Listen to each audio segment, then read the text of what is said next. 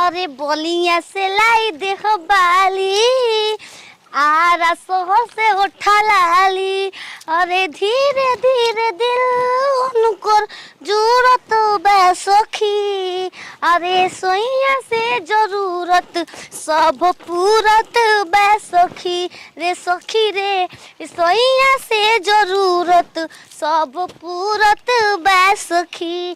पतना से तू पिसकी ले यही हो ड्राइवर जीजा ले यही हो ड्राइवर जीजा आरा सोहर से उठा लाली। नया चप्पल का किन धनी मार कूद कूद में तोड़ दिया। मम्मी कल 10 दिन चलती तब तहने ढेर बा की ना ऐसा ही कुछ करा बोलले भी हमरा के तोड़ देल बानी चप्पल तो मार मराइल बानी काल के। सारा हाथ कमाते हुए एगो चप्पल खाती बोल दी माई बाबू खाना बोली रानी खाना बोली हम माई मालिक एक ना है बोली ना हम किन ना दूसरो खाइबर कहेलू